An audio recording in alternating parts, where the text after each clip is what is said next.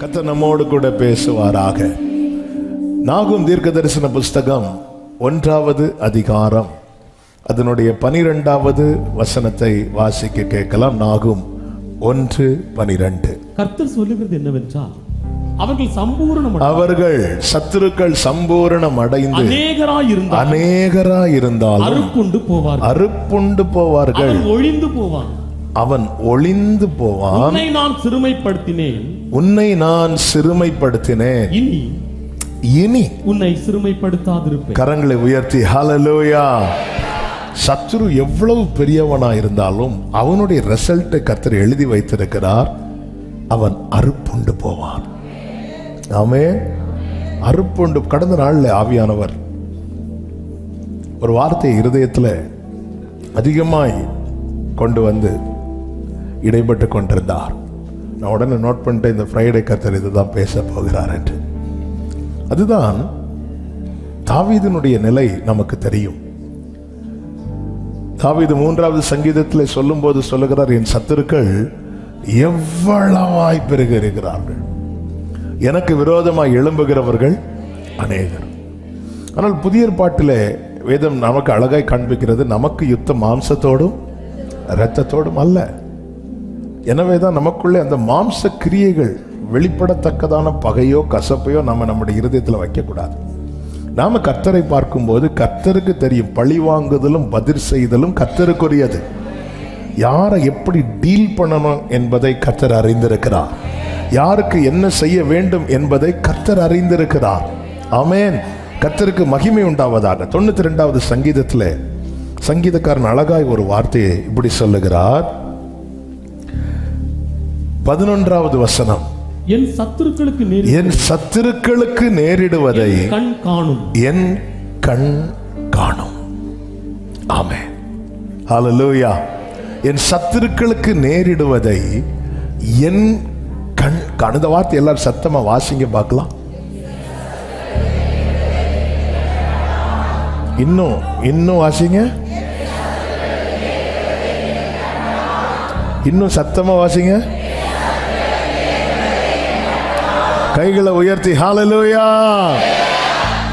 அதனுடைய 7வது வசனத்திலே சத்துருவின் வளர்ச்சியை குறித்தும் 12வது வசனத்திலே கர்த்தருடைய பிள்ளைகளுடைய வளர்ச்சியை குறித்தும் சொல்லப்பட்டிருக்கிறது. 7வது வசனத்திலே துன்மார்க்கர் புல்லை போல தழைத்து அக்கிரமக்காரர் யாவரும் செழிக்கும் போது அது அவர்கள் என்றென்றைக்கும் அழிந்து போவதற்கு ஏதுவாகும். ஆனால் நீதிமானை குறித்து சொல்லப்பட்டிருக்கிறது, நீதிமான் புல்லை போல் அல்ல, அவன் பனையை போல செழித்து லீபனோனில் உள்ள கேதுருவை போல. ஹல்லேலூயா, ஹல்லேலூயா. புல்லு ஒரு மலையிலே வளர்ந்துரும், பனை அப்படி கிடையாது. ஹல்லேலூயா. இன்னைக்கு ஒரு மலையில வளர்ந்தவங்கள பார்த்து நம்ம ஃபீல் பண்ணி, ஆமென், பக்கத்தில் பார்த்து சொல்லுங்க, நீங்க புல்லு கிடையாது, பனை. சிலர் பானை மாதிரி இருந்தாலும்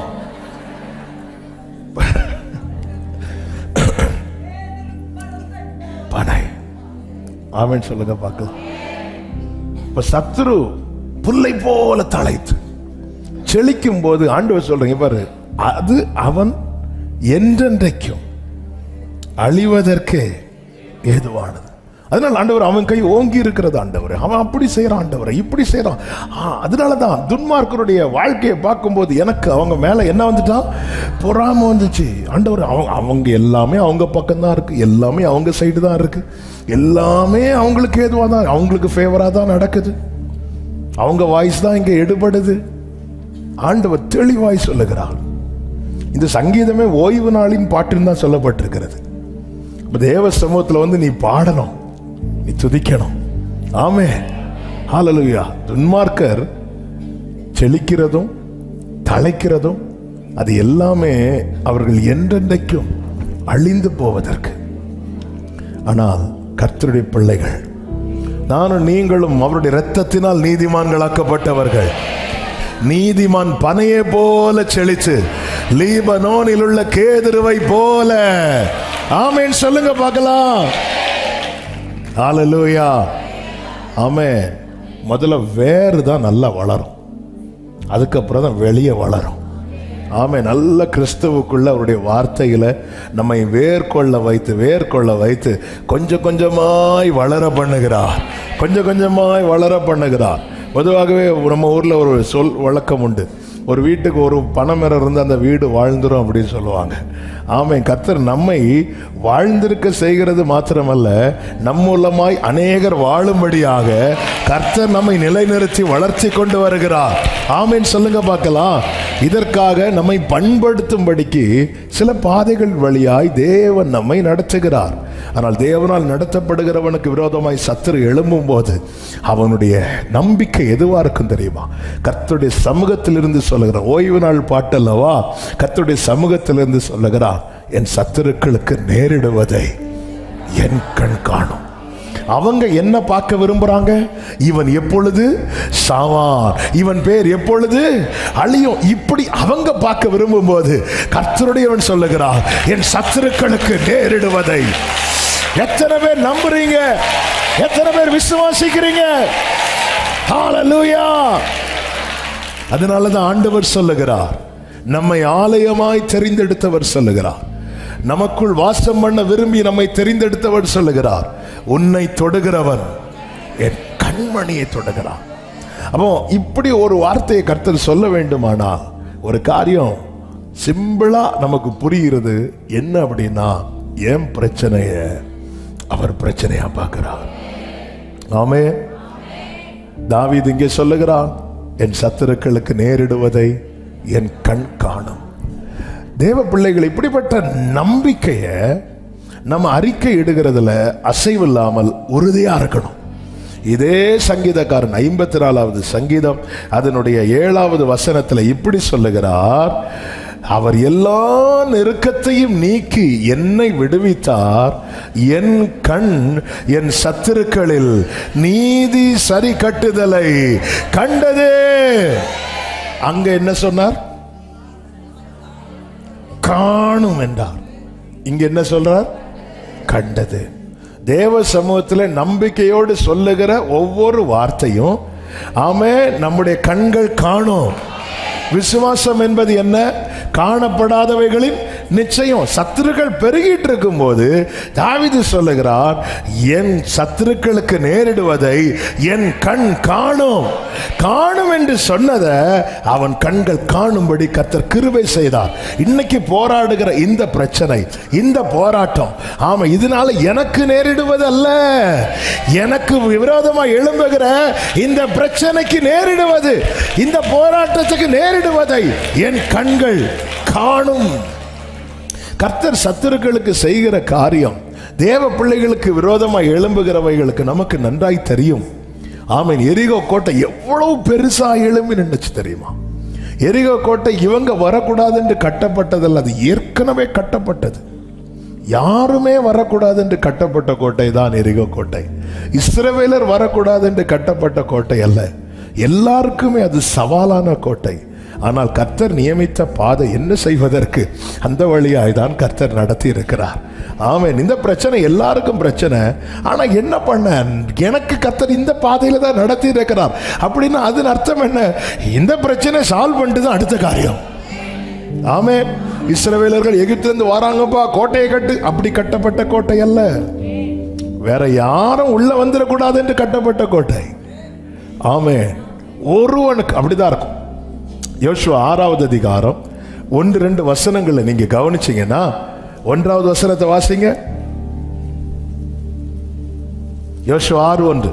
எரிகோ இஸ்ரவேல் புத்திரருக்கு முன்பாக அடைக்கப்பட்டிருந்தது, ஒருவரும் வெளியே போகவும் இல்லை, ஒருவரும் வெளியே போகவும் இல்லை, ஒருவரும் உள்ளே வரவும் இல்லை. எரிகோ இஸ்ரவேல் புத்திரருக்கு முன்பாக அடைக்கப்பட்டிருந்தது, ஒருத்தருக்கு உள்ளே அப்படி லாக். ஆமென். ஆனா வேற வழி இல்லை, இதை உடைச்சுதான் ஆகணும். ஆமென். எரிகோ இருக்கிற இடம் எதுன்னு பார்த்து அடிக்க போகல, இவங்க போற வழியில எரிகோ பெரிய தடையா இருக்கு. ஹல்லேலூயா, ஹல்லேலூயா. ஆண்டவர் சொன்னார், நீ போ அப்படிங்கிறார். எரிகோவை சுத்த விடுறார். எரிகோவை சுத்த விடுறா. சத்துருக்களுக்கு அது சிரிப்பா இருந்திருக்கும். ஒருவரை ஆயுதம் எடுக்க விடல இந்த கோட்டையை தகர்க்க. 7வது நாளில் இவர்கள் ஆர்ப்பரித்த போது அலங்கங்கள் இடிந்து கீழே விழுகிறது. இவங்க இப்படி நடக்கும்னு யோசித்திருக்க மாட்டாங்க. யோசுவாவுக்கு தெரியும் கர்த்தர் ஒப்பு கொடுத்தாருன்னு. ஆனா எப்படி ஒப்பு கொடுக்க போகிறான்னு தெரியாது. ஒவ்வொருவரையும் ஒவ்வொரு பாதையிலே நடத்துகிற விதங்கள் வித்தியாசம். இன்னொரு இடத்துல சொல்றாரு, தடைகளை நீக்கி போடுகிறவர்கள் முன்பாக நடந்து செல்லுகிறார், அவர்கள் தடைகளை.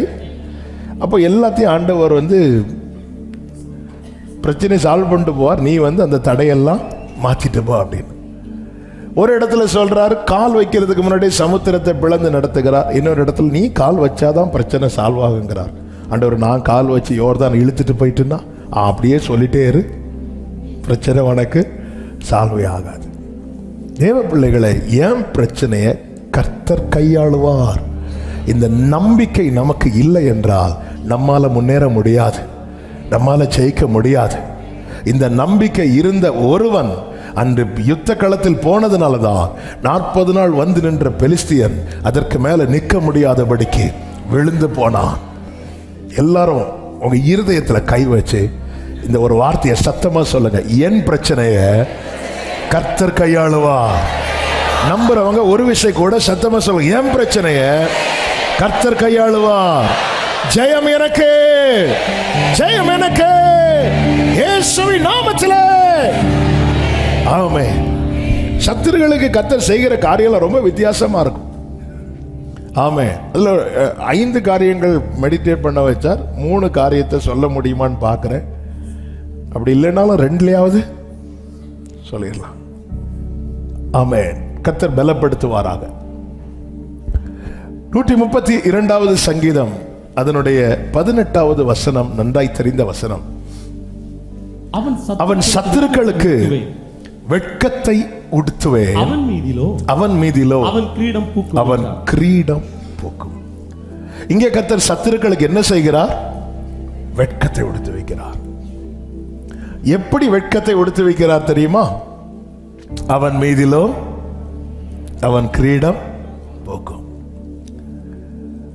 நம்ம என்ன நினைச்சிட்டு இருப்போம் தெரியுமா? ஆண்டவரே சத்துருக்களை அடிச்சிருங்க, நிர்மூலமாக்கிருங்க. ஆண்டவர் எப்படி என்ன செய்யணும் என்பதை அவர்கிட்ட விட்டுறணும். நம்ம பிரச்சனையை மட்டும்தான் அவர்கிட்ட சொல்லணும். ஆமென். நம்முடைய பிரச்சனைகளை மட்டும்தான் சொல்லணும். இங்கே கர்த்தர் என்ன செய்கிறார் தெரியுமா? சத்துருவை எப்படி வெட்கத்துக்கு உட்படுத்துகிறார் என்றா, சத்துரு யாரை பகைத்தானோ, யாரை நிர்மூலமாக்க நினைத்தானோ, யாரை நாசம் பண்ண நினைத்தானோ, அவர்கள் கண்களுக்கு முன்பதாக அவனை உயர்த்தி, அவனை மேன்மைப்படுத்தி. சங்கீதம் 23 தாவீது பாடின பாட்டுன்னா, என் சத்துருக்களுக்கு முன்பாக நீர் எனக்கு ஒரு பந்தியை ஆயத்தப்படுத்தி என் தலையை. எல்லாரும் பார்த்துட்டு இருக்கிறாங்க. இதை தியானிக்கும் போதே உடனே என் மைண்ட்ல வந்தது, ஆண்டவர் கொண்டு வந்தது மொர்தெகாய் ஆமான். நன்றாய் தெரிந்த சம்பவம். இந்த ஆமான் மனசுல இருந்தது ஃபுல்லாவே மொர்தெகாயின் நாசம். இவன் நாசமாகணும், இவன் எழும்பிடக்கூடாது, இவன் அடி வாங்கணும், இவன் தள்ளப்படணும். என்ன மனசோ தெரியல. அதாவது நீங்க ஒண்ணு கவனிச்சீங்கன்னா தெரியும், இந்த ஆமானுக்கு கொடுக்கப்பட்ட மேன்மை அன்று அதை உண்மையில அவன் அனுபவிக்கவே இல்லை. ஏன் அனுபவிக்கல தெரியுமா? அடுத்தவனுடைய நாசம் அவன் மனசுல இருந்துச்சு. நல்ல கவனமா கேளுங்க. இன்னொருத்தவர்களுடைய அழிவு, இன்னொருத்தவர்களுடைய நாசம், இன்னொருத்தவர்களுடைய வீழ்ச்சி, இது நம்முடைய மனசில் இருக்குமானால் நமக்கு எவ்வளவு நன்மை கொடுக்கப்பட்டாலும் நம்மால அனுபவிக்க முடியாது. அதில் ஒரு அடையாளம் தான் எஸ்தர் விருந்து வைக்கிறார். விருந்து வச்சு ஆமான கூப்பிட்டு விடுறாங்க. ராஜஸ்திரீ விருந்து ராஜாவுக்கு தான் வைப்பா. அதையும் தாண்டி நாட்டில் இருக்கிற ஒருவன் அந்த விருந்தில் கலந்து கொள்ளுகிறான் என்றால் அவன் உண்மையிலே ராஜாவுக்கு அடுத்தவன். அப்படிதான் எல்லாரும் பார்ப்பாங்க. அவ்வளவு மேன்மையான காரியம். ஆனால் அந்த ஆமான் சொல்லுகிற வார்த்தை கேளுங்கள். எஸ்தர் 5வது அதிகாரம் அதனுடைய 10 முதல் வாசியுங்கள். ஆகிலும் ஆமான் அதை அடக்கிக் கொண்டு தன் வீட்டுக்கு வந்து தன் சிநேகிதரையும் தன் மனைவியாகிய சிரேஷ்டையும் அழைத்து தன் ஐஸ்வர்யத்தின் மகிமையையும் தன் பிள்ளைகளின் புரட்சியையும் ராஜா தன்னை பெரியவனாக்கி தன்னை பிரபுக்கள் மேலும் ராஜாவின் ஊழியக்காரர் மேலும் உயர்த்தின எல்லாவற்றையும் ஆமான் அவருக்கு விவரித்து சொன்னான். அடுத்து சொல்றான் பாருங்க. பின்னையும் ஆமான் ராஜஸ்திரியாகிய எஸ்தரும் தான் செய்த விருந்துக்கு ராஜாவுடனே கூட என்னை தவிர வேறொருவரையும் அழைக்க ராஜாவுடனே கூட என்னை தவிர வேறு ஒருவரையும் அழைக்கவில்லை. நாளைக்கும் ராஜாவுடனே கூட நான் விருந்துக்கு வரவழைக்கப்பட்டிருக்கிறேன் சொல்லிட்டு அடுத்த வார்த்தை சொல்லும். ஆனாலும் அந்த யூதனாகிய மொர்தெகாய் ராஜாவின் அரமனை வாசலில் உட்கார்ந்திருக்கிறதை நான் காணும் அளவு ஒன்றுமில்லை என்றான். அவையெல்லாம் எனக்கு நீ என்ன கொடுத்தாலும் எனக்கு நிம்மதியே இல்லை. இது ஒரு மோசமான வியாதி. இதுக்கு மருந்து என்ன தெரியுமா? அடிதான். அவன் என்ன வீடு பெரிய நல்ல வீடு இருக்கும், நிம்மதியா தூங்க மாட்டாங்க. அவன் எப்படி வீடு கட்டிட்டான்? நம்ம உழைச்சோம், நம்ம நல்ல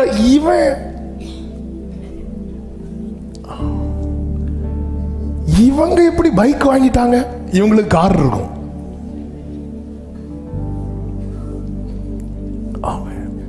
இவனுக்கு இந்த அதாவது மொர்தெகாயை குறித்து ஆமான் மனசுல இருந்தது அவ்வளவுமே நாசம். நல்ல கவனிங்க. வேதம் சொல்லுகிறது, நான் வாசிக்கிறேன், டைம் போகிறது. எஸ்தர் 3:5 மொர்தெகாய் மேல ஆமான் மூர்க்கம் நிறைந்தவனானான். அவனை பார்த்தாலே கோபம் வருது. 3:6 அற்பமாய் பார்க்கிறான். அற்பமாய் மொர்தெகாயின் மேல் மாத்திரம் கைப்படுவது அவனுக்கு அற்ப காரியமாய் கண்டது. அதே 3:6 பிற்பகுதியில் மொர்தெகாய்க்கு எதிரான பிளான் பண்றான், திட்டம் போடுறான், எதிர் திட்டம் போடுகிறான். 10:11 அதற்கான அனுகூலத்தையும் அவன் பெற்றுக்கொள்ளுகிறான். நமக்கு என்ன கேட்க தோணும் தெரியுமா? ஆண்டவர் ஏன் இவனை இவ்வளோ செய்ய விடுறாருன்னா? ஹல்லேலூயா. நம்ம ஒரு கொசு வந்தாலே கடிக்கிறதுக்கு பிள்ளைய கடிக்க கூடாதுன்னு அடிக்கிற அடியில அந்த வம்சத்தையே காலி பண்ணுவோம். கர்த்தருக்கு மகிமை உண்டாவதாக. அதனுடைய 11-12 வாசிங்க. அப்பொழுது ராஜா 10 3:10 அப்பொழுது ராஜா தன் கையில் இருக்கிற தன் மோதிரத்தை கழற்றி அதை ஆகாகியனாகிய அம்மெதாத்தாவின் குமாரனும் யூதரின் சத்ருவுமாகிய ஆமானிடத்தில் கொடுத்து உன் இஷ்டப்படி செய்யலாம் என்றான். இது யார் சொல்றா? ராஜா சொல்றா. எப்படி, யாருக்கு இஷ்டப்படி இனி மொர்தெகாய்க்கு செய்யப்பட போகிறது? ஆமானுடைய இஷ்டப்படி. எப்படிங்க இருக்கும்? அவன் மனசுல என்ன இருக்குன்னா இவனுடைய நாசம். கொஞ்சம் கவனமா கேளுங்க. அவன் ஒரு பையனும் ஒரு பொண்ணும் காலேஜில் படிக்கிறாங்க. அந்த பிள்ளைய ஒரு ஸ்டாஃபுக்கு பிடிக்கவே இல்லை. அவங்க மனசில் பிளான் பண்ணிட்டாங்க, இவனை எப்படியாவது ஃபெயில் ஆக்கிறணும்னு. கரெக்டாக ப்ராக்டிக்கலுக்குள்ளே வராங்க, லேபுக்குள்ளே போகிறாங்க. யாரை இன்சார்ஜாக போட்டிருக்கிறாங்கன்னா இதே ஸ்டாஃபை போட்டிருக்கிறாங்க. அவங்க பார்த்துட்டு ஒரு சிரிப்பாங்க. அந்த சிரிப்பு எதை காண்பிக்கிறது தெரியுமா? இந்த லேப் நீ என்ன பண்ணாலும் ஃபெயிலு தான். அப்படி ஃபெயில் ஆக்குகிற நல்லவங்கெல்லாம் இருக்காங்க, நல்லா இருப்பாங்க. இதுதான் ஒருத்தனை குறித்து அவன் மனசுல அவ்வளவு நாசத்தையும் வன்மத்தையும் வைத்திருக்கிறவன் கையில உன் இஷ்டப்படி செய் என்று ஒரு ஆர்டர் கொடுக்கப்பட்டா எப்படி இருக்கும்? அடுத்த கேள்வி இப்படி நம்ம லைஃப்ல வரும்போது நமக்குள்ள எழும்புகிற கேள்வி, எனக்குள்ள எழும்புகிற கேள்வி ஒண்ணுதான், இவ்வளவு ஏன் ஆண்டவரை விடுறீங்க? ஆமா, இவ்வளவு ஏன் ஆண்டவரை விடுறீங்க? ஆமா, இவ்வளவு எதுக்கு ஆண்டவரை விட்டு வைக்கிறீங்க? எதுக்கு ஆண்டவரை இவ்வளவு விடுறீங்க? இதுதான் இன்னைக்கு அநேகருக்குள்ள எழும்புகிற கேள்வி. இன்னைக்கு அநேகருக்குள்ள தேவ பிள்ளைகளை ஒன்றை புரிந்து கொள்ளுங்கள். என் காரியத்துல கர்த்தர் அமைதியா இருக்கிறார் என்றால் அவர் என்னை கைவிட்டார் என்ற அர்த்தம் கிடையாது. ஆமென். நம்ம என்ன நினைக்கிறோம்? ஆண்டவருடைய அமைதி அவர் கைவிட்டார் என்று இல்ல. என் காரியத்துல கர்த்தர் அமைதியா இருக்கிறார் என்றால் அந்த காரியத்தை எப்படி செய்யணும், எப்பொழுது செய்ய வேண்டும், அதை எப்படி கையாள வேண்டும் என்பதை அவர் நன்றாய் அறிந்திருக்கிறார். ஆமென், ஆமென். நமக்கு என்ன பிரச்சனைனா ஆண்டவருடைய அமைதி தான் பிரச்சனை. ஆண்டவருடைய அமைதி. ஆண்டவரை இவ்வளவு செய்யறோம், அவன் மூர்க்க வைக்கும் போதே அவன் மூக்கிலே குத்திருக்கணும், நீங்க செய்யல. அவன் ஆண்டவர் அமைதியா இருக்கிறார், அமைதியா இருக்கிறார். என் தேவன் என் வாழ்க்கையில அமைதியா இருக்கிறார்னாலே அவர் என்னை கைவிட்டார் என்ற அர்த்தம் அல்ல. இந்த ஆமானுக்கு என்ன செய்ய வேண்டும் என்பது கர்த்தருக்கு தெரியும்.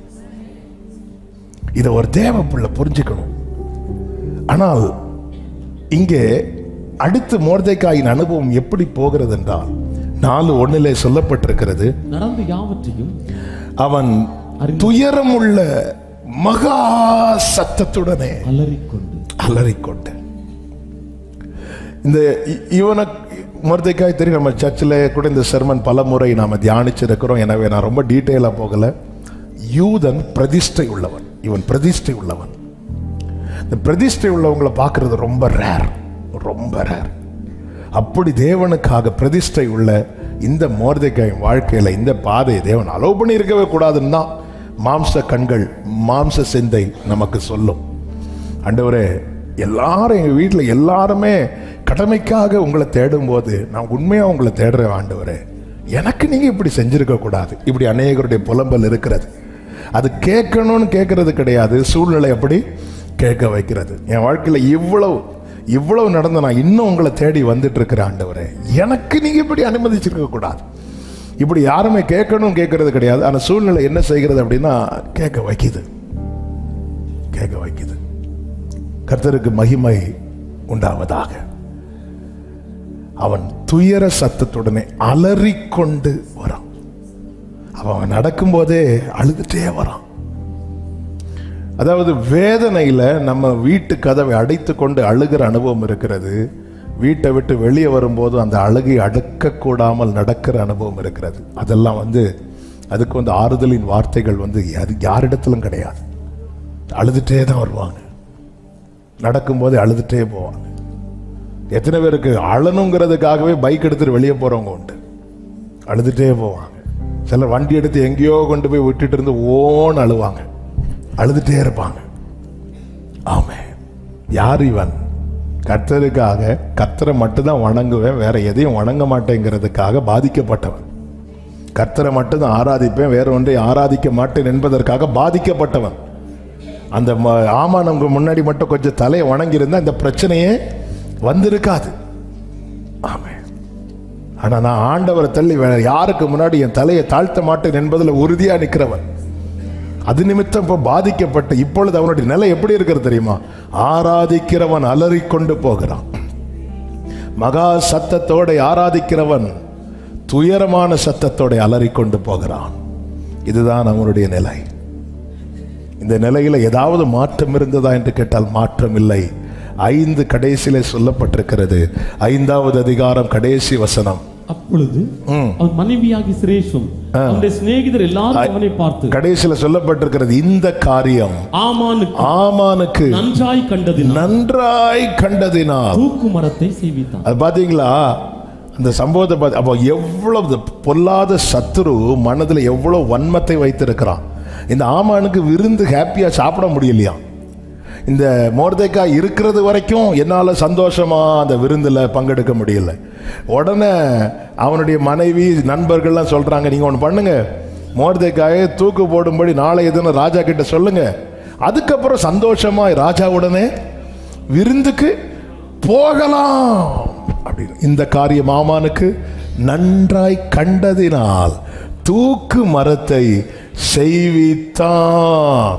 இனி 6:1 வாசிங்க. அந்த ராத்திரியில் கைகளை உயர்த்தி ஆமென் சொல்லுங்க பார்க்கலாம். ஆமென், ஹல்லேலூயா. அந்த ராத்திரியில என்னதுன்னு அர்த்தம்? ஆமானே, நீ இவ்வளவு நேரம் செஞ்சதெல்லாம் சின்ன சின்ன காரியம். அவர் பார்த்துட்டு சும்மா இருந்துட்டார். இப்போ நீ மொர்தெகாய்க்கு கழுத்துல கை வைக்க போற. நீ காலில் கை வச்ச, அமைதியா இருந்தா. இப்ப நீ வந்து எங்க கை வைக்கிற? கழுத்துல கை வைக்கிற. அவர் பார்த்துட்டு சும்மா இருக்க மாட்டார். ஆமே. என் வாழ்க்கையின் பிரச்சனை பிரவாகம் போல என் காலை மூடினது. மூடி எழும்பிச்சு அவர் அமைதியா இருந்தார். ஆனா என் கழுத்துல கை வைக்கிறான் தெரிஞ்சதும் அந்த ராத்திரியில கர்த்தர் ஒரு கிரியை செய்வார். ஆமே. இதுக்கு மேல என் பிள்ளைய விட்டா இந்த பிரவாகம் அவனை அடித்து கொண்டு போய்விடும். இதுக்கு மேல இந்த பிரச்சனையை வளர விட்டா அவன் இல்ல என்கிற நிலை வரும்போது அவர்கள் தண்டு வலிக்கிறதில் வருத்தப்படுகிறதை அவர் கண்டு, ஆமென், என கேட்டுக்கொண்டிருக்கிற அன்பு சகோதரா சகோதரி, வாழ்க்கையில எத்தனை போராட்டம் இருந்தாலும் நம்முடைய முடிவு கர்த்தருடைய சித்தத்தின்படிதான் இருக்குமே தவிர ஆமானுடைய இஷ்டப்படி இருக்காது, ஆமானுடைய விருப்பப்படி இருக்காது. ஆமென். அந்த ராத்திரியிலே ராஜாவுக்கு நித்திரை வராதபடியினால், ஹல்லேலூயா, அவன் தூக்கு மரத்தை செய்யும் போது ஆண்டவர் ராஜாவுக்கு தூக்கத்தை தூக்கிட்டார். ஹல்லேலூயா. அவன் தூக்குறதுக்கு ரெடி பண்ணிட்டு இருக்கும் போது இவர் அவனுக்கு தூக்கத்தை தூக்கிட்டார். தூக்கிடுவார் ஆண்டவர். ஹல்லேலூயா. அவ்வளவுதான், தூக்கம் இல்லை. ஏன் ஆண்டவர் அமைதியா இருந்தார்னு இப்ப அடுத்து சொல்றேன். உடனே ராஜா சொல்றார், நடபடி புஸ்தகங்களை கொண்டு வர சொன்னான். அது ராஜ சமூகத்தில் வாசிக்கப்பட்டது. 2வது வசனத்திலே நமக்கு தெரியும் மொர்தெகாய் செய்த காரியம் அங்கு எழுதப்பட்டது. 3வது வசனத்திலே, அப்பொழுது ராஜா இதற்காக மொர்தெகாய்க்கு கனமும் மேன்மையும் செய்யப்பட்டதா என்று கேட்டான். அதற்கு ராஜாவை சேவிக்கிற ஊழியக்காரர் அவனுக்கு ஒன்றும் செய்யப்படவில்லை என்று சொன்னார். இந்த புஸ்தகத்தில் எழுதப்பட்டிருப்பது யாருக்கு தெரியாது? ராஜாவுக்கு மறந்திருக்கும். யாருக்கு தெரியாது? ஆமானுக்கும் தெரியாது, வேற யாருக்கும் தெரியாது, மொர்தெகாய்க்கும் தெரியும். அல்லேலூயா. இதெல்லாம் யாருக்கு தெரியும் தெரியுமா? கர்த்தருக்கு தெரியும். என் வாழ்க்கையில இவ்வளவு பிரதிகூலங்கள், இவ்வளவு பிரச்சனை நடுவில் அவர் அமைதியா இருக்கிறார்னா அவர் வேற ஒண்ணு எழுதி வச்சிருக்கிறார். எத்தனை பேர் நம்புறீங்க? அவர் புஸ்தகத்தில் எழுதப்பட்டதுதான் நடக்கும். ஹல்லேலூயா.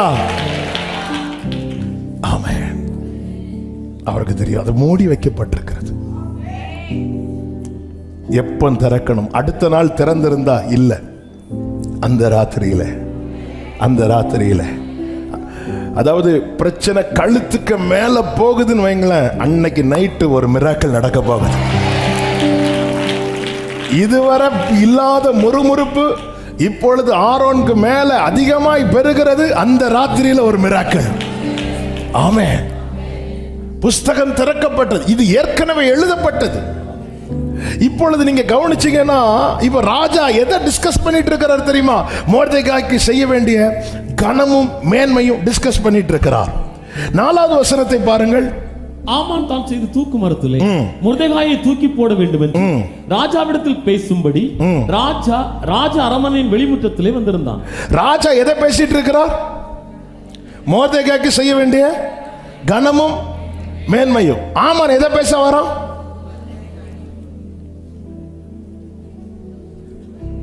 ஆமான் எதை பேச வரான்? மொர்தெகாய்க்கு செய்ய வேண்டிய அழிவும் நாசமும். ராஜா என்ன பேசிட்டு இருக்கிறார்? மொர்தெகாய்க்கு செய்ய வேண்டிய கனமும் மேன்மையும். ஆமான் என்ன பேசிட்டு இருக்கிறான்? மொர்தெகாய்க்கு செய்ய வேண்டிய அழிவும் நாசமும் சாத்தான் என்ன சொல்லிட்டு இருக்கிறான்? இவன் எப்பொழுது சாவா, இவன் பேர் எப்பொழுது அழியும் என்று. கர்த்தர் என்ன பேசிட்டு இருக்கிறார்? உன்னை வாளாக்காமல் தலையாக்குவேன், கீழாக்காமல். உலகம் இன்னைக்கு உன்னை என்ன சொல்லிட்டு இருக்கு? சத்துரு என்ன பேசிட்டு இருக்கிறான்? இந்த வார்த்தை அல்ல, பரலோகம் என்ன சொல்லுகிறது? கர்த்தர் என்ன பேசிக் கொண்டிருக்கிறார்? என் வாழ்க்கையில நிறைவேற போகிற வார்த்தை. நம்புறவங்க மாத்திரம் கரங்களை தட்டி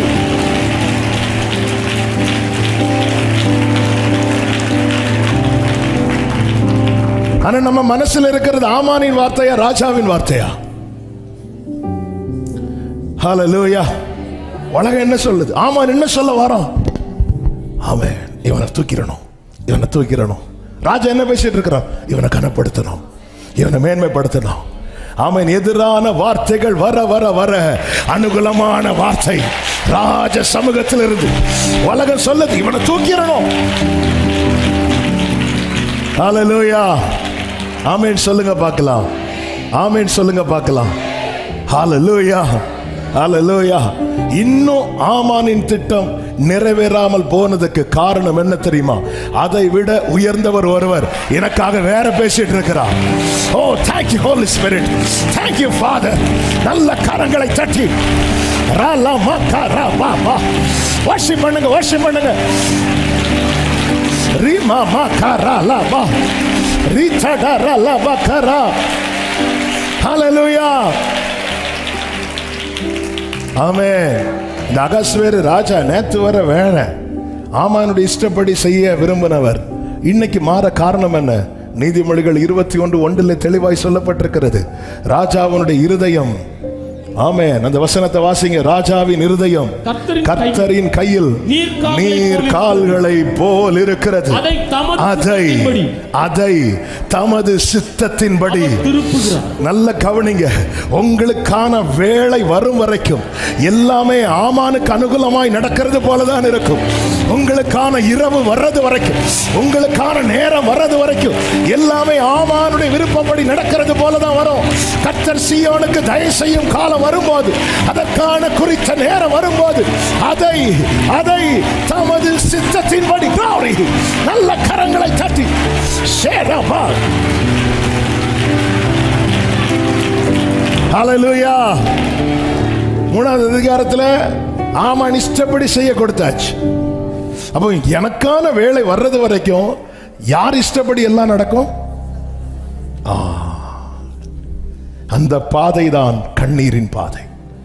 இந்த இடத்துல உங்கள் கண்ணீர் ரொம்ப முக்கியமானது, உங்கள் கதறல் ரொம்ப முக்கியமானது, உங்க உபவாசம் ரொம்ப முக்கியமானது, உங்க ஜெபம் ரொம்ப முக்கியமானது. உங்களுக்கான வேளை வரும்போது தெற்கத்தி வெள்ளங்களை திருப்புவது போல ஜீசஸ், ஜீசஸ். ஹல்லேலூயா, ஹல்லேலூயா. ஆமான் ஒன்னு பேச வரா, அவனை தூக்கணும். ராஜா இன்னொன்னு பேசுறார். ஹல்லேலூயா. ஆமான் என்ன பேச வரான்? இவனை தூக்கி தூக்கு மரத்தில் வைக்க. ராஜா என்ன பேசுறார்? இவனை தூக்கி குதிரையில வை. ஹல்லேலூயா. ஆமான் என்ன பேச வரான்? இவன் கழுத்துல கயிற மாட்டு. ஆமாம். ராஜா என்ன பேசுறார்? இவன் தலையில கிரீடத்தை வை. எது நடந்துச்சு? எது நடந்துச்சு? எது நடந்துச்சு? ஆமான் சொன்னதா, ராஜா சொன்னதா? சபையே, உன் வாழ்க்கையில சத்துரு சொல்வதல்ல, கர்த்தர் சொல்வதே நடக்கும்.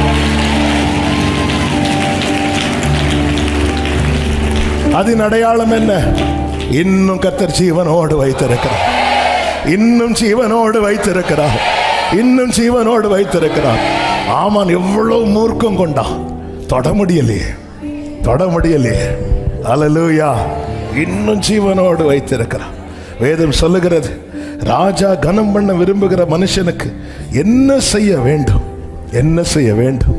அடுத்த வசனத்தை கவனிச்சீங்கன்னா, ஆமென், ஹல்லேலூயா. 6வது வசனத்தை பாருங்கள். ஆமான் உள்ளே வந்தபோது ராஜா அவனை நோக்கி, ராஜா கனம் பண்ண விரும்புகிற மனுஷனுக்கு என்ன செய்யப்பட வேண்டும் என்று கேட்டான். அதற்கு ஆமான், என்னை என்று யாரை ராஜா கனம் பண்ண விரும்புவார்? அதன் அர்த்தம் என்ன? ஆமானுக்கு இம்மி அளவு கூட தெரியாது இந்த மோர்தெகாயை குறித்த ராஜாவுடைய பிளான். ஆமென்.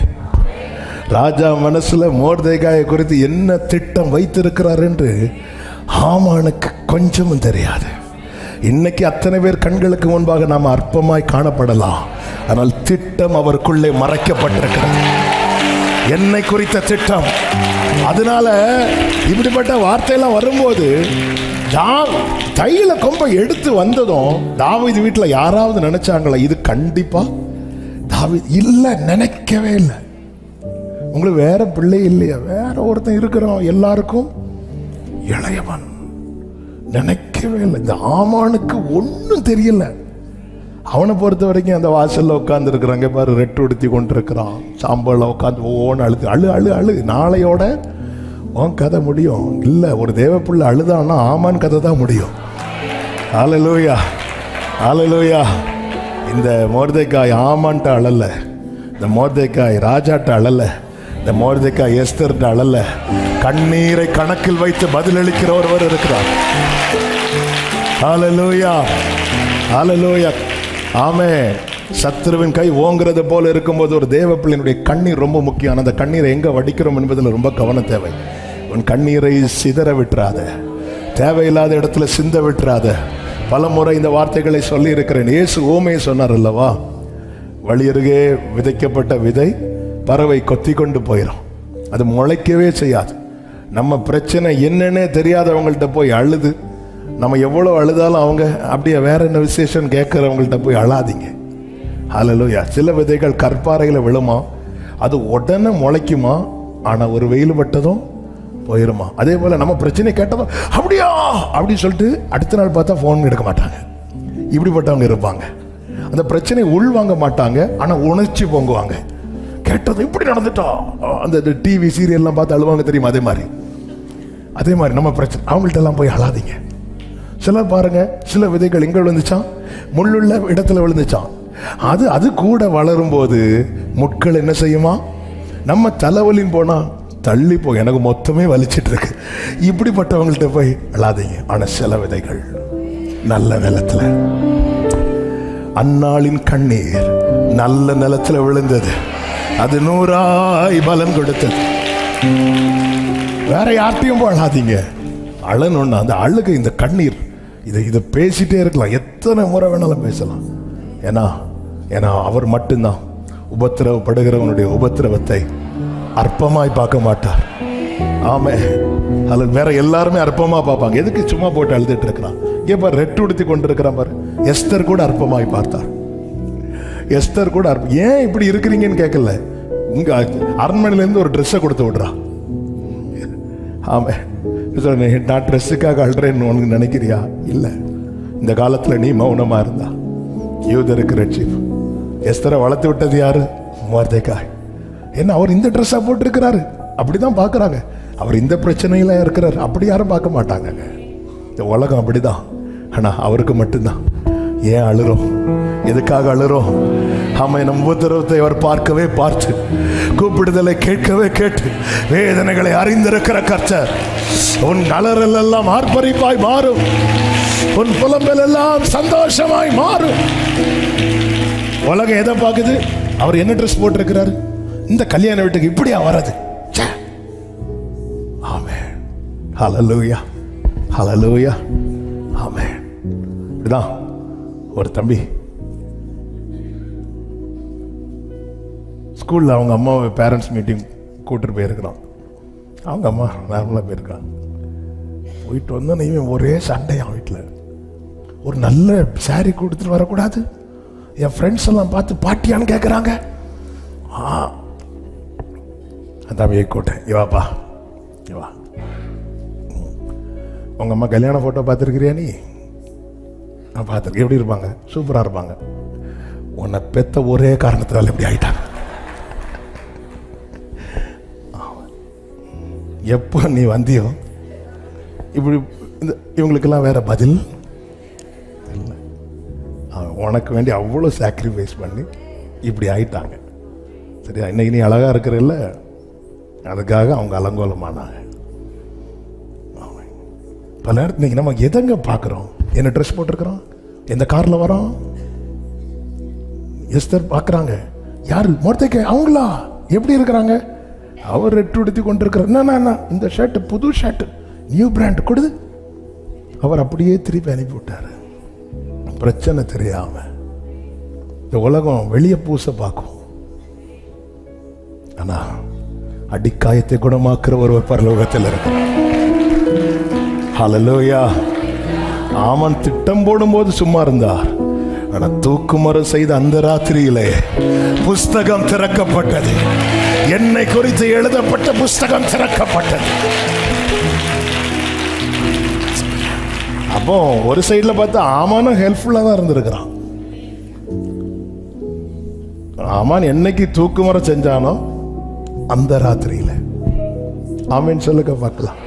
வேதம் சொல்லுகிறது 10வது வசனம். அப்பொழுது ராஜா ஆமானை நோக்கி, சீக்கிரமாய் சொன்னபடி வஸ்திரத்தை. நல்லா புரிஞ்சுக்கோங்க, புஸ்தகம் திறக்கப்பட்டதுக்கு அப்புறம் தாமதம் கிடையாது. சீக்கிரம் சீக்கிரம். எனக்காக புஸ்தகம் திறக்கப்படுமா? இந்த கேள்வியோடு யாராவது இருக்கிறீங்கன்னா, வெளிப்படுத்தின விசேஷம் 4வது அதிகாரம், அதனுடைய 1, 2, 3 வசனம், 5வது அதிகாரம், அதனுடைய 1, 2, 3 வசனங்களை வாசிங்க. அன்றியும் உள்ளும் புறமும் எழுதப்பட்டு 7 முத்திரைகளால் முத்திரிக்கப்பட்டிருந்த ஒரு புஸ்தகத்தை சிங்காசனத்தில் மேல் வீற்றிருக்கிறவருடைய வலது கரத்தில் கண்டேன். புஸ்தகத்தை திறக்கவும், புஸ்தகத்தை திறக்கவும், அதன் முத்திரைகளை உடைக்கவும், அதன் முத்திரைகளை உடைக்கவும் பாத்திரவான் யார் என்று மிகவும் சத்தமிட்டு கோடுகிற பலமுள்ள ஒரு தூதன். இந்த புத்தகத்தை யார் திறக்க போறாங்க? இந்த முத்திரையை உடைச்சு இந்த புத்தகத்தை திறக்கிற பாத்திரவான் யார் என்று மிகுந்த சத்தமிட்டு கூறுகிற பலமுள்ள ஒரு தூதனை கண்டு வானத்திலாவது பூமியிலாவது ஒருவனும் அந்த புஸ்தகம் திறக்கிறது வரைக்கும் இந்த ஆமானவன் திட்டத்தை செய்து கொண்டே இருப்பான். இந்த புஸ்தகத்தை திறக்க ஒருவரும் காணப்படாததினால் 4வது வசனத்தில் சொல்லப்பட்டிருக்கிறது, நான் மிகவும் அழுதேன். புஸ்தகம் திறக்கிறதுக்கு முன்னாடி என்ன நடக்குது பாத்தீங்களா? நான் மிகவும் அழுதேன். நான் மிகவும் அழுதேன். 5வது வசனம். அப்பொழுது மூப்பர்களில் ஒருவன், நீ அழ வேண்டாம், இதோ யூதா கோத்திரத்து சிங்கமும் தாவீதின் வேறுமானவர் புஸ்தகத்தை திறக்கவும்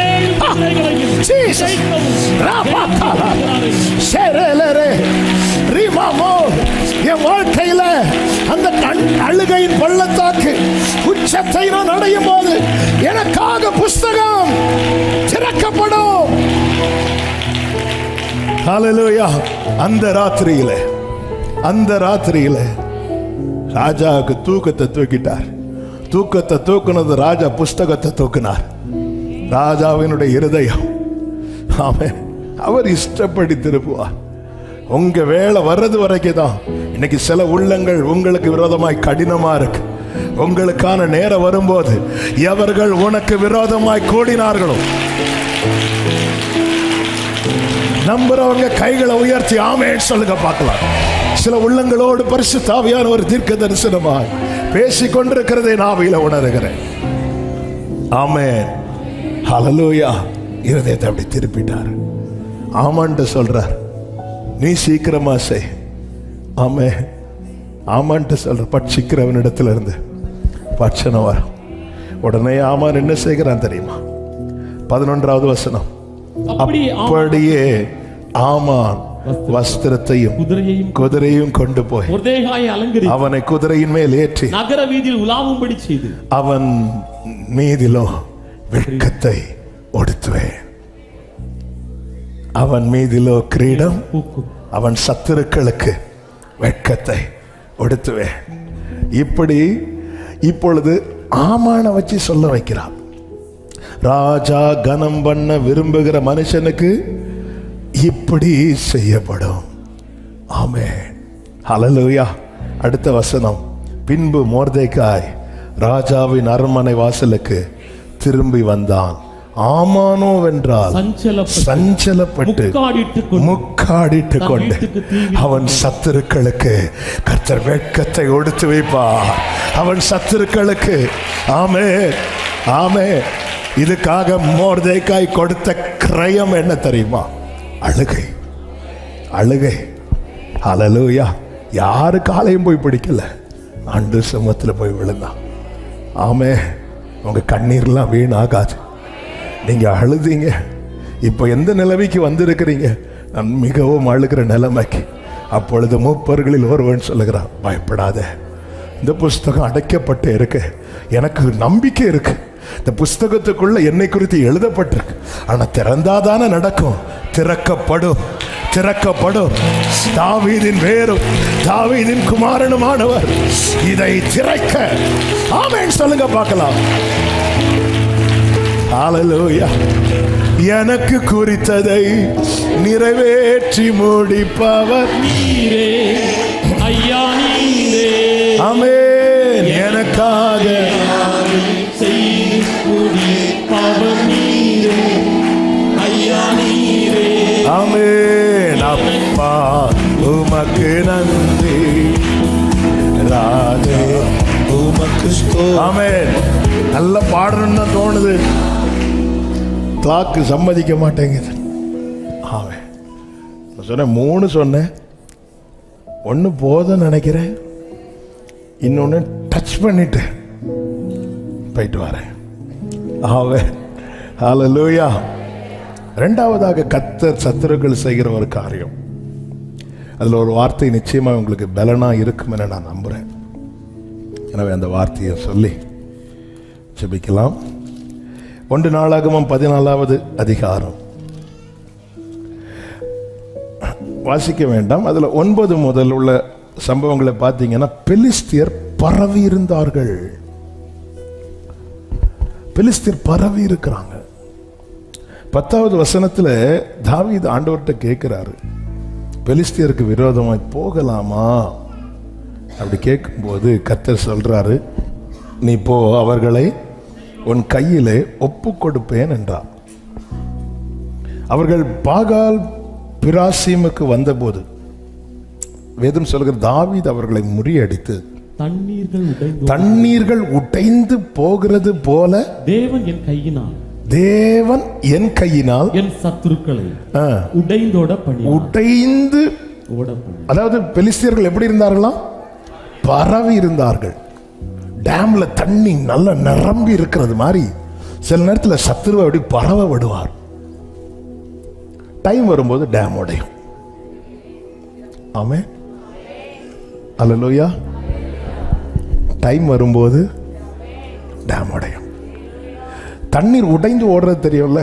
என்ன இருக்குல்ல, இந்த கிளாஸ்ல தண்ணி இருக்கு, இது இன்னொரு கிளாஸ்ல என்னால் ஊற்ற முடியும். அப்படி ஊற்றும் போது கொஞ்சம் தண்ணி சிந்தும், இந்த கிளாஸ்ல இருந்து ஊற்றுனதுனால, இதுல கண்ணாட்டம்ல ஊற்றுனது. மீதி நான் ஊற்றும் போது எதில் ஊற்றுறேன்னா அந்த இந்த பாத்திரத்தில் போய் விழும் அந்த தண்ணி. நமக்கு தெரியும் இந்த தண்ணி இங்கே தான் போகும் அப்படின்னு. ஆனால் இந்த கப்பு உடஞ்சிட்டுனா எங்கே போகணுன்னே தெரியாது. ஆண்டவரே, சத்துரு பரவிட்டு இருக்கிற ஆண்டவரே, ஆண்டவர் சொல்ல வெயிட் பண்ணு, டைம் வரும், தண்ணீர் உடைந்து ஓடுகிறது போல.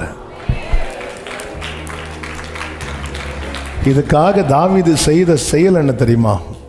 அவருடைய வார்த்தைக்காக வெயிட் பண்றான்.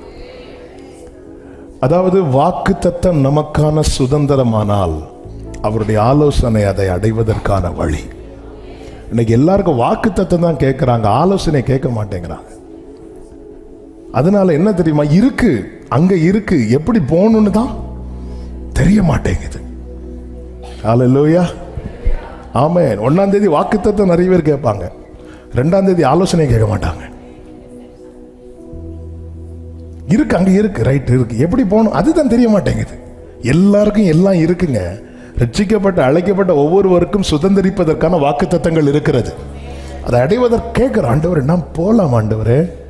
இப்போ பாருங்க, கர்த்தருக்கு மகிமை உண்டாவதாக. தாவீதை கொண்டு தேவன் என் கையினால் சத்துருக்களை உடைந்து போக பண்ணினார் என்றார்.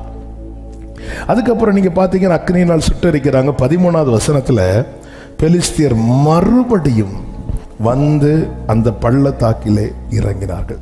நல்ல கவனமா கேளுங்க. ஒரு பிரச்சனையிலிருந்து கர்த்தர் நமக்கு விடுதலை தரும்போது மறுபடியும் சத்துரு அந்த பிரச்சனையை கொண்டு வாரான்னா அந்த இடத்துல தேவனுடைய கோபம் அதிகமாக விளங்கும். நீங்க கவனிச்சீங்கன்னா தெரியும். மறுபடியும் வரும்போது இப்பொழுது தாவீது மீண்டும் கேட்கிறான். கேட்கும்போது கர்த்தர் என்ன சொல்லுகிறார்? 14வது வசனத்துல, தேவன் நீ அவர்களுக்கு பின்னாக போகாமல், நீ அவர்களுக்கு பின்னாக போகாமல் அவர்களுக்கு பக்கமாய் சுற்றி முசுக்கட்டை செடிகளுக்கு எதிரே இருந்து அவர்கள் மேல் பாய்ந்து. ஒரு மொழிபெயர்ப்பில் மல்பரி ட்ரீன்னு கொடுக்கப்பட்டிருக்கிறது. இன்னொரு மொழிபெயர்ப்பில் பால்சம் ட்ரீ அப்படின்னு கொடுக்கப்பட்டிருக்கிறது. அந்த ட்ரீ வந்து கிறிஸ்மஸ் ட்ரீ மாதிரி இருக்கும். மல்பரி செடி நீங்கள் பார்த்துருப்பீங்க, சின்னதாக தான் இருக்கும். இங்கே என்ன சொல்லப்பட்டிருக்குதுன்னா, முசுக்கட்டை செடிகளுக்கு எதிரே இருந்து அவர்கள் மேல் பாய்ந்து, அடுத்த வார்த்தை, முசுக்கட்டை செடிகளின் நுனிகளிலே செல்லுகிற இரைச்சலை நீ கேட்கும்போது. முசுக்கட்டை செடி நுனி, அந்த செடியே தாங்காது. ஒரு மனுஷன் ஏறினா அந்த செடி உடஞ்சிரும். அந்த செடிகளின் நுனியில, அந்த டாப்ல நீ ஒரு சவுண்டு கேட்ப. என்ன சவுண்டா? இரைச்சல், செல்லுகிற இரைச்சல். அதை நீங்க ஆங்கிலத்தில் இப்படி இருக்கும், when you hear the sound of marching on the tops of the balsam trees. அதாவது மார்ச்சிங்னா ஒரு சேனை அணிவகுத்து செல்லுகிறது. தாவீதின் சேனை கீழே இருக்கு. ஆண்டவர் சொல்லி முசுக்கட்டை செடிக்கு பின்னாடி இருந்து அப்படி சுத்தி வா அப்படிங்கிறாரு. முசுக்கட்டை செடிக்கு மேல நுனியில ஒரு சேனை செல்லுகிற சத்தத்தை நீ கேட்ப. என்ன சேனை ஆண்டவரே? என்ன சேனை? ஹல்லேலூயா! யுத்தம் கர்த்தருடையது. கர்த்தர் தம்முடைய சேனைகளை இறக்குகிறார். வானத்திலிருந்து சேனை இறங்குது. நீ நிக்கிற அந்த முசுக்கட்டை செடி நுனியில அது டச் ஆயிட்டு போகும். அப்படி போகும்போது புரிஞ்சுக்கோ, நீ புறப்படு. அடுத்த வசனத்தை, அடுத்த வார்த்தையை பாருங்கள். யுத்தத்துக்கு புறப்படு. பெலிஸ்தரின் பாளையத்தை முறியடிக்க தேவன் உனக்கு முன்னே. ஆமென். ஆண்டவரே, இந்த பிரச்சனை தான் முடிச்சிட்டேன் ஆண்டவரே, திருப்பி வாரான்னு ஆண்டவர் பார்த்தார். இனி நான் இருந்து ஃபைட் பண்ண மாட்டேன், இனி நான் எழும்பி வாரேன். அதன் அடையாளம் என்ன? என் சேனை வந்து பாஸ் ஆகும் போது அந்த மார்ச்சிங் சவுண்ட் உனக்கு கேட்கும். அதன் அடையாளமா தான் நீ இருக்கிற அந்த முசுக்கட்டை செடி நுனியில ஒரு அசைவு உண்டாகும். ஒரு திடீர்னு அது அசையுது. ஆமென். ஹல்லேலூயா, ஹல்லேலூயா, ஆமென். எலிசாவின் வேலைக்காரனுக்கு தெரியல, தங்களை சூழ அக்கினி ரதத்தில் கர்த்தருடைய தூதர்கள் நிற்பது. உடனே அவன் சொல்றான், தேவனே கண்களை திறந்தருளும். முசுக்கட்டை செடி நுனி அந்த இரைச்சல் கேட்கும் போது புரிஞ்சுக்கோ, நான் உனக்கு முன்னாடி போயாச்சு, நான் உனக்கு முன்னாடி போயிட்டேன்னு நீ வா. அடுத்த வசனத்தில் சொல்லப்பட்டிருக்கிறது, தேவன் தனக்கு கற்பித்தபடியே. இந்த வார்த்தையை நல்லா அண்டர்லைன் பண்ணி வச்சுக்கோங்க. நம்ம இதெல்லாம் அண்டர்லைன் பண்ண மாட்டோம். நம்ம 17வது வசனத்தை அடின்னு போட்டு அண்டர்லைன் பண்ணி வைப்போம். என்ன? தாவீதின் கீர்த்தி பரவிற்று. தாவீது நம்ம அண்டர்லைன் பண்ண வேண்டியது 16. தேவன் தனக்கு, நல்ல கவனமாக கேளுங்க, நமது ஆலோசனைக்கு செவி கொடுத்துட்டோம்னா அவர் சேனை இறக்குவார். எனக்காக ஆட்களை இறக்குவாருங்க. ஆமென் சொல்லுங்க பார்க்கலாம். அந்த சேனை அப்படி பாஸ் ஆகி போ. ஆண்டு சொல்ல, இந்த இரைச்சல் கேட்கும் போது அது என்ன இரைச்சல் ஆண்டவரே? நான் உனக்கு முன்னாடி போறேன்னு புரிஞ்சுக்கோ. ஹல்லேலூயா, ஹல்லேலூயா. தண்ணீர் உடைந்து ஓடுவது போல கர்த்தர் சத்துருக்களை உடைந்து போக பண்ணுகிறவர். ஆமென் சொல்லுங்க பார்க்கலாம். எல்லாரும் அப்படி எழுந்து நிற்கலாம். ஹல்லேலூயா, ஹல்லேலூயா, ஹல்லேலூயா, ஹல்லேலூயா. ஆமென். என் சத்துருக்களுக்கு நேரிடுவதை என் கண் காணும். கர்த்தர் எல்லா சிறுமைக்கும் எல்லா நுகத்துக்கும் நீங்களாக்கி, ஆமென், அவர் செய்ய வேண்டிய கனத்தை, அவர் செய்ய வேண்டிய மேன்மையை கர்த்தர் நிச்சயமாய் அவருடைய பிள்ளைகளுக்கு செய்வார். துன்மார்க்கன் தழைக்கிறது அறுப்புண்டு போக, நீதிமான் தழைக்கிறது முதிர் வயதிலும் கனி கொடுக்க. கரங்களை தட்டி ஆமென் சொல்லுங்க பார்க்கலாம். என் சத்துருக்கள் எல்லாம் சங்காரமாக்கி என் எல்லைகள் எல்லைகள் எல்லாம் ஜெயக்கொடியே சங்காரமாக்கி என் எல்லைகள் எல்லாம் ஜெயக்கொடியே ஜெயக்கொடியே வெற்றி கொடியே கல்வாரியே கொடியே ஆமென் கொடியே வெற்றி கொடியே glory கல்வாரியே கொடியே ஹalleluya என் கைகளை உயர்த்தி நீரையா ஆமென் என் கைகளை உயர்த்தி நீரையா ஓ என் சத்துருக்கள் எல்லாம் என் எல்லைகள் எல்லாம் என் சத்துருக்கள் எல்லாம் சங்காரமாக்கி என் எல்லைகள் எல்லாம் ஜெய கொடியே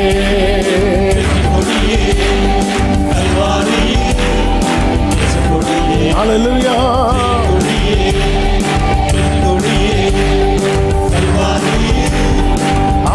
ஆமென் உம்மைத்தான் நான் நம்பியிருக்கேன் ஓரல பக்கரம சதரல உம்மைத்தான் அற்புதங்கள் எனக்கு உம்மை அல்லாமல் யாரும் என்னை உயர்த்தக்கூடும் செய்திருங்க அதிசயம் நடத்திடுங்க உம்மை அல்லாமல் யார் என்னை உயர்த்தக்கூடும் அற்புதம் செய்திடுங்க அதிசயம் அவே ஐஸ்வர்ய கனவுமே உம்மாலே தான் வருகிறது ஆமானின் வாக்கை குறித்து கலங்காதே கர்த்தர் சொன்னதுதான் நடக்கும் கர்த்தர் தீர்மானித்ததுதான் நடக்கும் ஆமே உம்மைத்தான் நான் நம்பியிருக்கேன் அற்புதங்கள் ஹalleluya ஓ ரபா ஷதர மகல ரபதர ஆமென் உம்மை அல்லாமல் யாரை உயர்த்தக்கூடும் அற்புதம் செய்திடுங்க அதிசயம் நடத்திடுங்க உம்மை அல்லாமல் செய்திருங்க அதிசயம் ஐஸ்வர்ய கனமுமே உம்மாலே தான் நமக்காக யுத்தம் பண்ணுகிறவர் நமக்கு முன்பாய் புறப்பட்டிருப்பா நான் எப்படி ஃபேஸ் பண்ண போறேன் என்று கலக்கிற சகோதர சகோதரி கர்த்தர் உனக்கு முன்பாய் புறப்பட்டிருப்பா ஆமென் உம்மைத்தான் ஓரல மகர மஷதரல மகரே அற்புதங்கள் உம்மைத்தான் சலபகரமா துடரபலரபகரே ஆமென் ஹalleluya ஹalleluya நீ வலது கரத்தை வானத்துக்கு நேராக உயர்த்து இடது கரத்தை இருதயத்தில் வைத்து ஆண்டவரே எனக்காக நீர் என் பிரச்சனைகளை கையாள போகிறீர் அதற்காக ஸ்தோத்திரம் ஆண்டவரே என் பிரச்சனைகளை நீர் கையாள போகிறீர் நான் நம்புறேன் வேளை வரும்போது என்னை குறித்து எழுதப்பட்டது வேளை வரும்போது என்னை குறித்து எழுதப்பட்ட புஸ்தகம் திறக்கப்படும் எத்தனை ஆமான் என்றாலும் அதை தடுக்க முடியாது எத்தனை ஆமான் எதிர்த்தாலும் எத்தனை ஆமான் எதிர்த்தால் அதை தடுக்க முடியாது நான் நம்புறேன் அப்படியே ஒரு விஷயம் உங்க வலது கரத்தை உயர்த்தி ஜெபம் ஆண்டவர் என் இருதயத்தில் ராஜாவின் வார்த்தை தான் இருக்கணும் ஆமானின் வார்த்தை இருக்கக்கூடாது என் இருதயத்தில் ராஜாவின் திட்டம் தான் இருக்கணும் நான் பல நேரத்தில் அவங்க இப்படி பேசிட்டாங்க இவங்க இப்படி பேசிட்டாங்க அவங்க இப்படி சொல்றாங்க இவங்க இப்படி செய்யறாங்க இதுதான் ஆண்டவர் நான் நினைச்சு நாள்தோறும் துக்கத்தோடு தெரிகிறேன் ஆனா வேளை வரும்போது நீங்க நினைச்சது நிறைவேறும் ஆண்டவரே நீர் செய்ய நினைத்தது நிறைவேறும் நீர் செய்வதை தடுப்பவன் யார் அப்படியே ரெண்டு கரங்களை வானத்துக்கு நேரா உயர்த்தி உண்மையா கேளு ஆண்டவரே ஆண்டவரே, என் இருதயத்தில் உங்க வார்த்தை இருக்கட்டும். நீங்க சொன்ன வார்த்தை இருக்கட்டும். நீங்க சொன்ன வார்த்தை இருக்கட்டும். நீங்க சொன்ன வார்த்தை இருக்கட்டும். ஆமென். ஆண்டவரே, சொன்னதை செய்து முடிப்பீர். நீர் முடித்து தீர்க்கும் மட்டும். சொன்னதை செய்து முடிப்பீர். நீர் முடித்து தீர்க்கும் மட்டும்.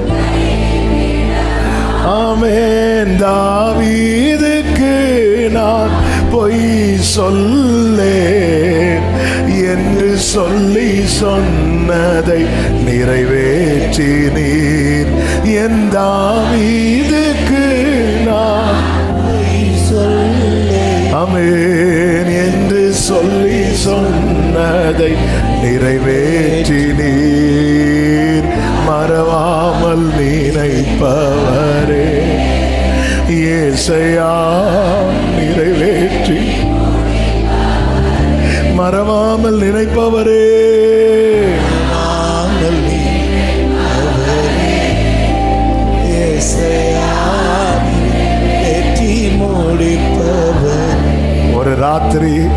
ஒரு ராத்திரி அலறிக்கொண்டு மகா சத்தத்தோடு அலறிக்கொண்டு வந்தவனுடைய அழுகையை மாற்றும்படியான ஒரு ராத்திரி. ஹல்லேலூயா. அவன் சத்துருக்களுக்கு வெட்கத்தை கொடுத்து வைப்பேன். அவன் மீதிலோ அவன் கிரீடம். உன் நிமித்தம் தேவன் உண்டு பண்ணினது உன் தலையிலே தான் இருக்கும். அந்த கிரீடம் ஆவானின் தலையில் அல்ல, இன்னொருவன் கையில் அல்ல. அது உனக்காக உன் நிமித்தம் தேவன் உண்டு பண்ணினது. ஆமென், ஆமென், ஆமென், ஆமென், ஆமென். நன்றி தகப்பனே, பரிசுத்த பிதாவே, நல்ல ஆண்டவரே, நன்றியோடு உம்மை துதிக்கிறோம், ஸ்தோத்தரிக்கிறோம். கிருபையாய் உங்க சமூகத்தில் கொண்டு வந்து பாட, துதிக்க, ஆராதிக்க, செபிக்க வைத்த உம்முடைய அன்புக்காக நன்றி அப்பா. எங்களோடு பேசினீர், எங்களோடு இடைப்பட்டீர் ஆண்டவரே. நீர் எங்களுக்காக யாவையும் செய்கிறவர். ஆமென் ஆண்டவரே. ஹல்லேலூயா. எங்களுக்கான வேளை வரும் வரை எது எது எங்களுக்கு எதிராக இருந்ததோ அவை அனைத்தையும் எங்களுக்கு அனுகூலமாய் திருப்பும்படி கர்த்தாவே, நீர் உம்முடைய கரத்தை நீட்டிருக்கிற அன்புக்காக ஸ்தோத்திரம், ஸ்தோத்திரம் ஆண்டவரே. ஒவ்வொருவரையும் சமாதானத்தோடு அனுப்புங்க. ஒவ்வொருடைய வாழ்க்கையிலும் நன்மைகளை, கிருபைகளை தொடர பண்ணி சாட்சியாய் நிறுத்துங்க. உமக்கு அடையாளமாய் இந்த பிள்ளைகளை வைத்துக் கொள்ளும். எல்லா ஆமானின் திட்டங்கள் அவமாய் போய் ஆமான் வெட்கப்பட போகிற தயவுக்காக ஸ்தோத்திரம், ஸ்தோத்திரம். இந்த பிள்ளைகளை வாழ்ந்திருக்க பண்ணும். மனதார வாழ்த்துகிறேன். ஆசீர்வதியும். சமாதானத்தோடு அனுப்பி சாட்சியாய் கொண்டு வாங்க. எல்லா மகிமை உமக்கே செலுத்துகிறோம். இரட்சகர் இயேசுவின் நாமத்தில் பிதாவே, ஆமென். என் ஆத்துமாவே கர்த்தரை ஸ்தோத்திரி, முழு உள்ளமே அவருடைய பரிசுத்த நாமத்தை ஸ்தோத்திரி. என் ஆத்துமாவே கர்த்தரை ஸ்தோத்திரி, கர்த்தர் செய்த சகல உபகாரங்களை மறவாதே.